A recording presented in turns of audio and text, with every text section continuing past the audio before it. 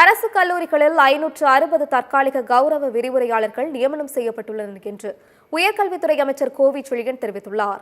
அவர் விடுத்துள்ள அறிக்கையில், கடந்த ஜூலை மாதம் 21ஆம் தேதி கௌரவ விரிவுரையாளர்கள் தற்காலிக பணியமர்த்தலுக்காக இணையதள விண்ணப்ப பதிவு தொடங்கப்பட்டு விண்ணப்பங்கள் பெறப்பட்டதாகவும், அவர்களின் கடந்த மாதம் 18ஆம் தேதி முதல் 28ஆம் தேதி வரை அந்தந்த மண்டலங்களில் நேர்காணல் நடைபெற்றதாகவும் தெரிவித்துள்ளார்.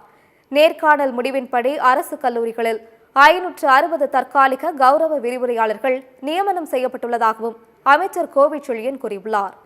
தற்காலிக கௌரவ விரிவுரையாளர்களின் தெரிவு பட்டியல் tngasa.org என்ற இணையதளத்தில் வெளியிடப்பட்டுள்ளதாகவும், தெரிவு செய்யப்பட்ட கௌரவ விரிவுரையாளர்கள் தங்களது பயனர் குறியீடு மற்றும் கடவுச்சொல் வழியாக தாங்கள் தெரிவு செய்யப்பட்ட கல்லூரி மற்றும் விவரங்களை பதிவிறக்கம் செய்து கொள்ளலாம் எனவும் கூறியுள்ளார்.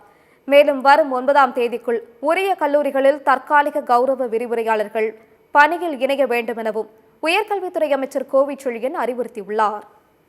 நலம் காக்கும் ஸ்டாலின் கட்டணமில்லா மருத்துவ சேவைகள். உங்கள் குடும்பத்தின் நலன் அரசின் பொறுப்பு.